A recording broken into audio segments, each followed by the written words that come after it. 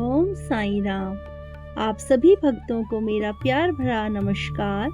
आशा करती हूँ आप सब ठीक होंगे। भक्तों, आपका स्वागत है अपने YouTube चैनल भक्ति आराधना में। तो आज मैं आपको श्री साईं सच्चरित्र अध्याय 1 सुनाने जा रही हूँ। शुरू करते हैं आज का अध्याय 1। साईं बाबा की महिमा का आरंभ और ग्रंथ लेखन का संकल्प। कथा का प्रारंभ होता है लेखक हेमांड पंत जी, जिनका वास्तविक नाम था गोविंद रघुनाथ दामोलकर। वे बहुत विद्वान, श्रद्धालु और समाज सेवी व्यक्ति थे। एक दिन उन्होंने मन में सोचा, कितने लोग साईं बाबा की कृपा से धन्य हुए हैं। उनके चमत्कारों और शिक्षाओं को एक पुस्तक में संकलित किया जाना चाहिए, ताकि भावी पीढ़ियों भी इसका लाभ उठा सकें। लेकिन हेमांड पंत को संकोच था, क्या मैं योग्य हूँ ऐसी पवित्र पुस्तक लिखने के लिए? क्या मैं बाबा की महिमा को ठीक से व्यक्त कर पाऊंगा? फिर बाबा की कृपा से संयोग बना। एक दिन वे शिरडी पहुँचे और बाबा के दर्शन किए। बाबा ने उनकी ओर देखकर मुस्कुराते हुए कहा, अरे हमारे हेमांड पंत आ गए। चलो, अब वह कार्य पूरा होगा जिसके लिए तुम आए हो। बाबा ने उन्हें हेमांड पंत नाम भी स्वयं दिया। हेमांड पंत का अर्थ है एक बुद्धिमान मंत्री जो ज्ञान और लेखन में निपुण हो। यह सुनकर हेमांड पंत जी को यह स्पष्ट हो गया कि बाबा ने उन्हें स्वयं यह ग्रंथ लिखने की आज्ञा दे दी है।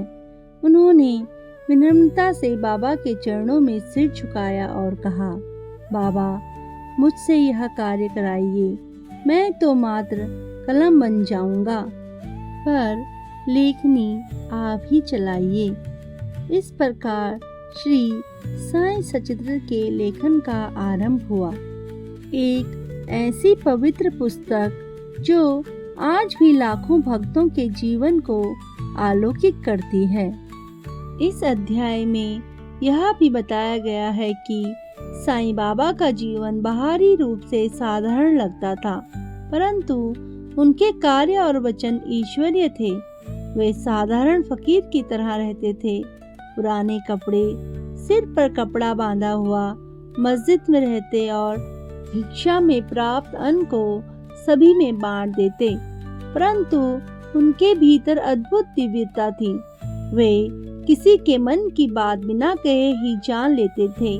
कभी किसी दुखी को सतावना देते, कभी किसी को अपने कर्मों का बोध कराते। बाबा का स्वभाव बड़ा करुणामयी था।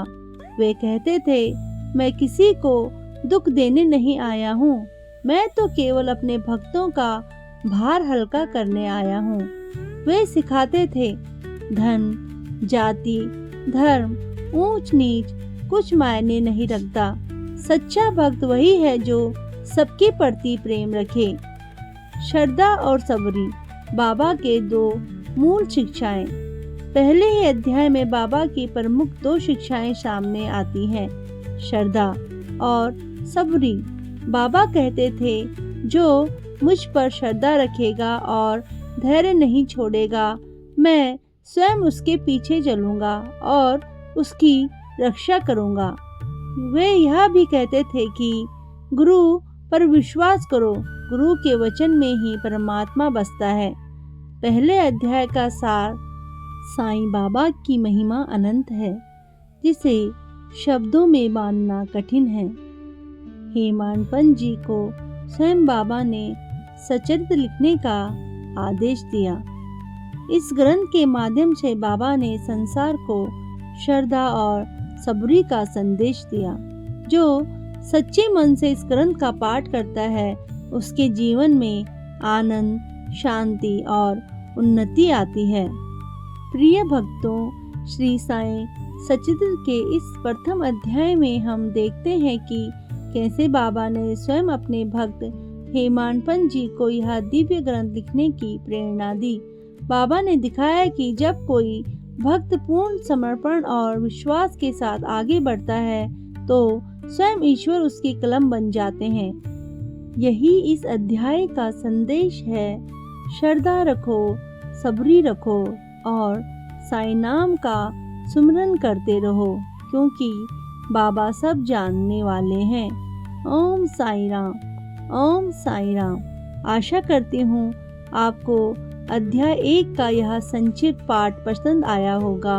अगर आपको पसंद आया है भक्तों, तो वीडियो को लाइक, शेयर और सब्सक्राइब ज़रूर करें।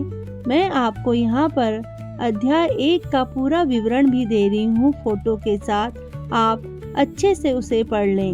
मिलते हैं अध्याय 2 में बहुत जल्द। तब तक के लिए आप सभी को शुभ रात्रि। ओम साईं राम, ओम साईं राम, ओम साईं राम।